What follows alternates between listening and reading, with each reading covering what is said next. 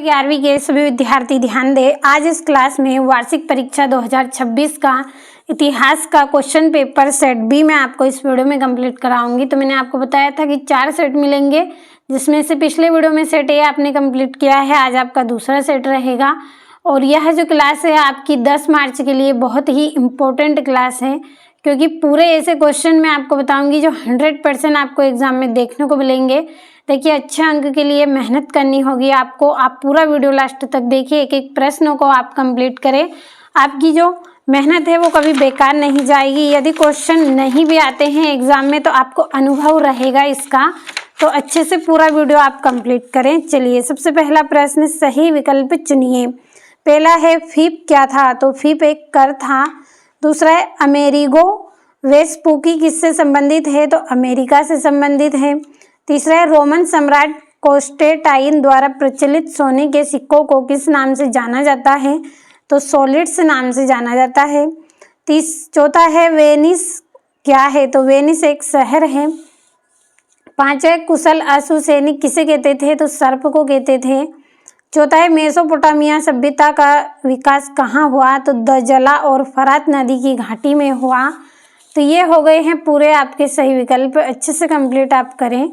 और हम आपको YouTube और ऐप पर दोनों पर लगातार वार्षिक परीक्षा की तैयारी करवा रहे हैं। 100% आने वाले क्वेश्चन आपको मिल रहे हैं।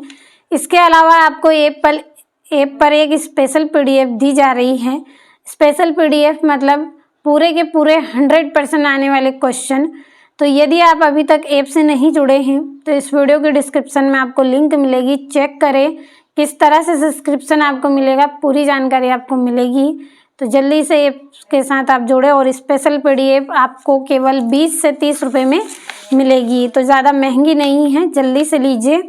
दूसरा प्रश्न, रिक्त स्थान की पूर्ति कीजिए। पहला है छाप खाने का आविष्कारक डेडेस था, तो जोहान्स गुटेनबर्ग था।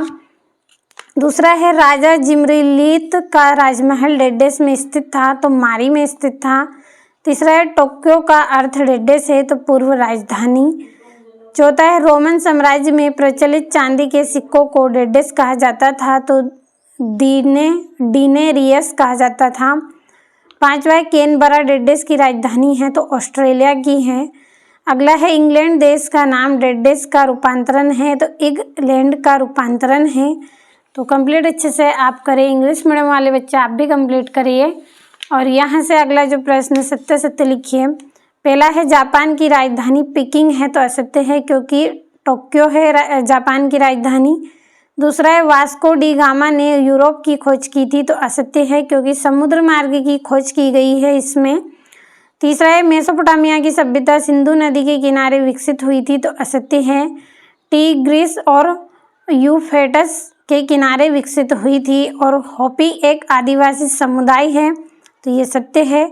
और ओकोदेई ने सुनहरा गिरोह का गठन किया, तो असत्य है क्योंकि चंगेज खान का पोता जो बातू था उसने किया है इसका गठन। और सबसे पहले विश्वविद्यालय इटली के शहरों में स्थापित हुए थे, ये सत्य है।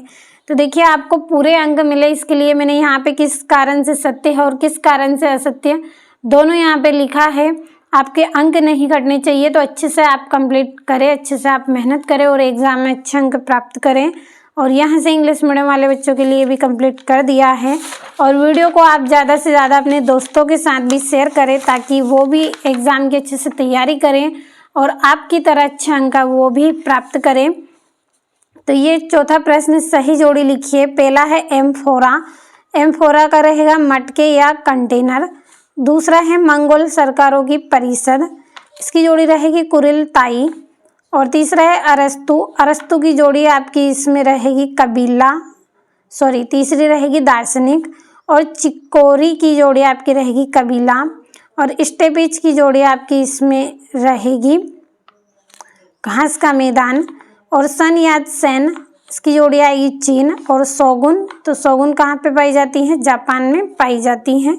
तो ये हो गई हैं आपकी जोड़ियाँ।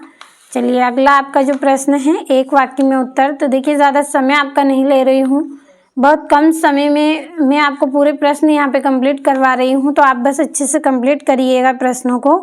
और पहला रहेगा आपका मोनालिसा तथा द लास्ट सफ़र के चित्रों की रचना किसने की थी, तो लियोनार्डो दा विंची ने की थी।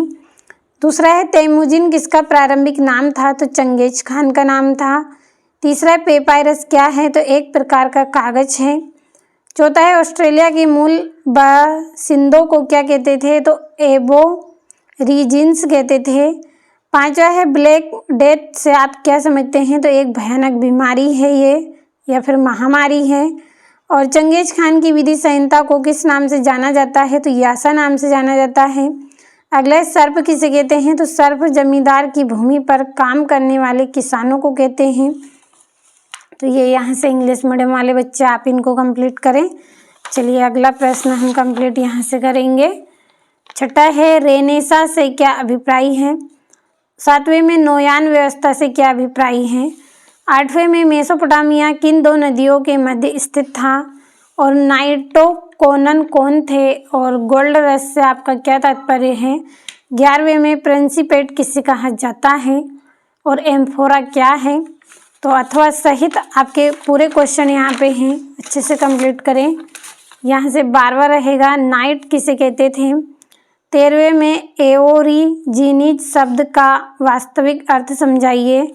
14वें में इटली में विधि शास्त्र के अध्ययन केंद्र कौन कौन से थे। 15वें में मेसोपोटामिया का शाब्दिक अर्थ बताइए। 16वें में मैनर व्यवस्था क्या थी समझाइए। और 17वें में रोमन साम्राज्य में महिलाओं की स्थिति पर टिप्पणी दीजिए। यहाँ से गेजी कथा पर लेख लिखना है आपको। चंगेज खान के प्रारंभिक जीवन पर प्रकाश डालिए। 20वें में उत्तरी अमेरिका के मूल निवासियों के आचार विचार पर संक्षिप्त लेख करना है। 21वें में मेसोपोटामिया में शहरीकरण का महत्व स्पष्ट कीजिए। और इटली में नगरों के पूर्ण उत्थान का वर्णन आपको करना है और रोम वास्तुकला के बारे में लिखिए। और ये यहाँ से आपका विश्व के मानचित्र में आपको निम्नलिखित को दर्शाना है। तो इस क्लास में आपको कुल 23 प्रश्न मैंने बताए हैं जो कि 10 मार्च के लिए बहुत ही इम्पोर्टेंट रहेंगे। कंप्लीट अच्छे से आप करें। अगले वीडियो में सेट सी मैं आपको दूंगी, जब तक आप इनको अच्छे से कंप्लीट करें।